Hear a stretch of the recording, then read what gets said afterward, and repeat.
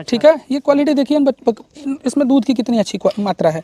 अभी लगभग ये 1 से 1.5 लीटर दूध निकालेगी। यहाँ बच्चा पैदा हो तो देखिए मैं आपको दिखाऊं ये नजदीक से, जो इनके रोए हैं वो छोटे छोटे जो कीड़े होते हैं ना, इन्हीं रोए में फंस जाते हैं। अभी तो एक सफल बकरी पालक बनने के लिए जब तक आप अपने फार्म पे बच्चों की बचाव नहीं कर पाएंगे, सफल बकरी पालक कभी भी नहीं बन पाएंगे। हमारे साथ एक किसान भाई हैं, विपुल भाई, बहुत बहुत स्वागत है आपका हमारे चैनल में। हमारे दर्शकों का बहुत सारा सवाल होता है कि बच्चों को बचाव कैसे करें अपने फार्म पे, ये बताइए। देखिए आपने जो शुरुआत की, ठीक है, कि अगर आप एक सफल बकरी पालक बनना चाहते हैं और बकरी पालन में टिक करके कुछ पैसा कमाना चाहते हैं, तो आपको जो है कि जो बकरी पालन की सबसे मुख्य पूंजी है वो बच्चे हैं।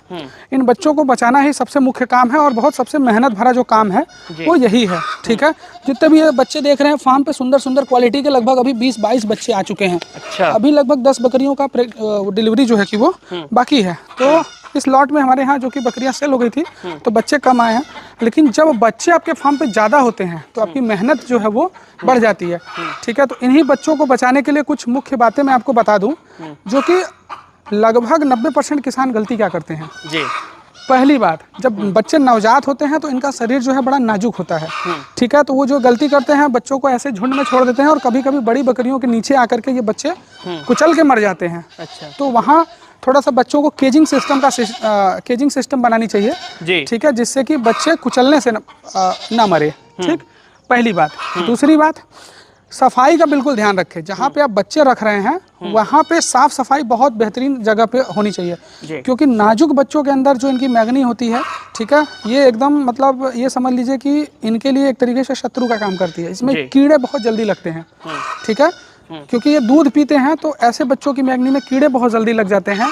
और ऐसे बच्चों में, ठीक है, जो छोटे छोटे पैरासाइट्स होते हैं जिनको हम जू बोलते हैं, पिस्सू बोलते हैं, अब अलग अलग जगहों पे अलग अलग नाम से जानते हैं। ठीक है, वो छोटे छोटे महीन एकदम उड़ने वाले कीड़े जो है कि इनकी रीढ़ की हड्डी के ऊपर पकड़ लेते हैं। ठीक है, तो मैं आपको बताऊं कि 90% किसान ऐसा करते हैं, वो चेक ही नहीं करते हैं। जब आपके यहाँ बच्चा पैदा हो तो देखिए मैं आपको दिखाऊं ये नज़दीक से, जो इनके रोए हैं वो छोटे छोटे जो कीड़े होते हैं ना, इन्हीं रोए में फंस जाते हैं। अभी आप देखिए ये एकदम क्लीन है, इस पर कोई भी मतलब ऐसा पैरासाइट्स का अटैक नहीं, लेकिन 10 से 15 दिन, क्योंकि ये मिट्टी में रहते हैं तो मिट्टी में पैरासाइट्स बहुत तेजी से जर्मिनेट होते हैं।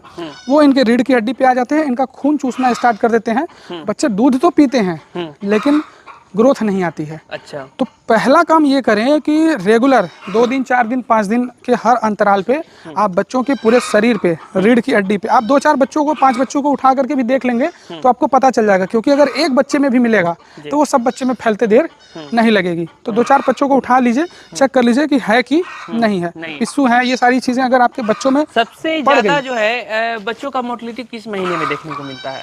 मोर्टेलिटी अगर आपकी केयरिंग अच्छी है तो मोर्टेलिटी नहीं होती। कौन सा मौसम में? देखिए किसी भी मौसम में मोर्टेलिटी नहीं होती है। ऐसा नहीं है कि हर मौसम में मोर्टेलिटी ज़्यादा होती है, वो आपके रख रखाव के ऊपर है। व्यवस्था आपकी अगर अच्छी है, ठीक है, बच्चे अगर कमज़ोर हो गए तो मोर्टेलिटी हो जाती है।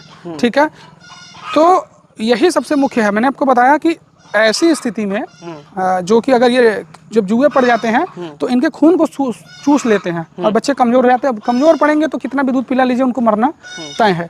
तो ऐसे बच्चों के लिए आप जो है कि कोई भी साइपरमेथ्रिन, फ्लूमेथ्रिन, बहुत सारी ऐसी दवाएं आती हैं जिनका घोल बना करके बच्चों को सिर्फ गर्दन बजा करके पूरा शरीर उनको डुबो दीजिए। अच्छा। और वो जब साफ रहेंगे, उनके ऊपर किसी भी पैरासाइट्स का अटैक नहीं होगा तो बच्चे ऑटोमेटिक ग्रो करेंगे। अच्छा, ग्रोथ कैसे, जैसे बढ़िया से बढ़िया ग्रोथ करने के लिए? ठीक है, तो ये पहला ध्यान देना है हमें। पहले बचाव पे बात करनी है, उसके बाद हम ग्रोथ पे भी आएंगे। तो बचाव पहला ये करना है जो कि बहुत सारे लोग नहीं समझते हैं। तो बच्चों में पैरासाइट्स ना पड़ने पाए, पहला ध्यान देना है। दूसरा, देखिए बच्चों की एक आदत होती है, ये बच्चे सभी मिट्टी, 4-5 दिन के बच्चे हैं लेकिन ये मिट्टी चाटना स्टार्ट कर रहे हैं। नजदीक से देखेंगे तो आप नजदीक जाएंगे तो भाग जाएंगे। वो बच्चों को देखिए वो सब हल्का हल्का मिट्टी चाट रहे हैं। ठीक है, तो बच्चों की एक आदत होती है, इनको मिट्टी जो है कि मीठी लगती है, बड़ा वैसा लगता है, तो ये बच्चे मिट्टी चाटना स्टार्ट कर देते हैं। तो इनके शरीर के अंदर जो इनके जो पाचन तंत्र के अंदर, क्योंकि पेट का विकास नहीं होता है, तो जो मिट्टी जाती है नुकसान करती है और मिट्टी में तमाम प्रकार के जर्म होते हैं। ठीक है, जो पेट के कीड़े के रूप में आकर के मतलब विकसित हो जाते हैं और बच्चों को पूरी तरीके से बर्बाद करते हैं। ठीक है, तो प्रॉपर 15 से लेकर के 20 या 25 दिन के अंदर एक हल्की किसी भी नॉर्मल सॉल्ट से इनकी डिवॉर्मिंग कर दीजिए। अगर डिवॉर्मिंग नहीं करना चाहते हैं तो उससे भी बेहतरीन मैं आपको चीज़ बता रहा हूँ, थोड़ा सा तेल और हल्दी लीजिए। हल्दी जो कि एक बहुत रामबाण की तरह हर जगह यूज होती है। सरसों के तेल में हल्दी मिलाइए और 4-4, 5-5 ml सभी बच्चों को रेगुलर 3 दिन के अंतराल पे इनको दीजिए, ठीक है। जिससे कि इनके पेट के अंदर जो मिट्टी है, ठीक है, जो कीड़े हैं वो पूरी तरीके से खत्म हो जाएंगे और बच्चा आपका पूरी तरीके से स्वस्थ रहेगा। कहने का मतलब ये है कि जितना बच्चों के पेट में हम न्यूट्रिशन डाल रहे हैं, चाहे दूध के माध्यम से, चाहे अनाज के माध्यम से, वो उनके पेट में लगना चाहिए। अगर वो लगेगा तो बच्चे ऑटोमेटिक ग्रोथ करेंगे, उसमें और कोई सोचने की बात नहीं है। तो हमें इनके पेट के कीड़ों के बारे में, इनके ऊपर पैरासाइट्स के बारे में ध्यान देना चाहिए। ये 2 बातें हो गई। तीसरी बात ये है कि किसी किसी बकरी के अंदर बहुत अच्छा दूध होता है, ठीक है। तो शुरुआती दौर में पूरा दूध बच्चे नहीं पचा पाते हैं, ठीक है। तो दूध को, बकरी के दूध को निकाल लेना चाहिए, ठीक है। उसको मतलब दूह लेना चाहिए, जिससे क्या हो कि बकरी के अंदर ताजे दूध का निर्माण हो।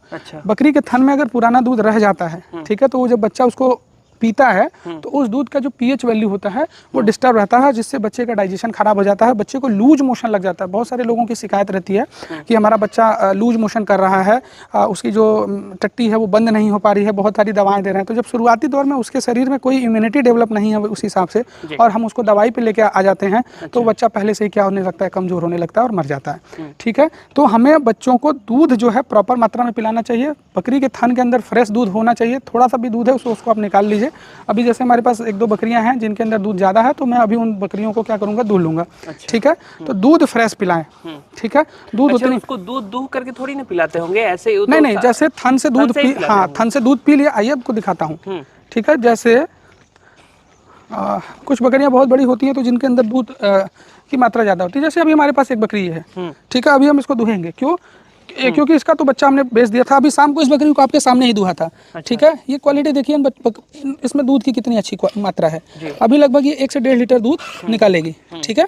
तो अभी इसको हम दुहेंगे। जैसे वो बीटल वाली, वो ब्लैक वाली बकरी है, ठीक है। तो इसका बच्चा अभी नाजुक है, तो पूरे दूध को नहीं पचा पा रहा है, क्योंकि इसमें 2-2.5 लीटर दूध है, ठीक है। देखिए आपका उसका थन भरा हुआ है। तो हम इसका दूध पूरी तरीके से निकाल लेंगे ताकि इसके बच्चे को ओवर दूध ना हो। जब ओवर दूध हो जाएगा, अधिकता से अधिक, जरूरत से अधिक पी लेगा, तो वो लूज मोशन का शिकार हो जाएगा। उसको लूज मोशन लग जाएंगे, दस्त पड़ जाएंगे, जिसकी वजह से वो बच्चा धीरे धीरे कमज़ोर होकर मतलब मोटेलिटी में चला जाता है। तो ये बहुत सारी बातें हैं जो बकरी पालकों को ध्यान में रखनी चाहिए, ठीक है। ये सब मैं जो भी आपको बता पा रहा हूँ सब अपने अनुभव के हिसाब से है। बाकी और भी लोग अनुभवी हैं, ठीक है। और जो लोग जानते हैं वो कमेंट में भी लिखें कि क्योंकि ज्ञान शेयर करने से ज़्यादा बढ़ता है, ऐसा मेरा मानना है। धन्यवाद आपका। बहुत धन्यवाद विकास भाई।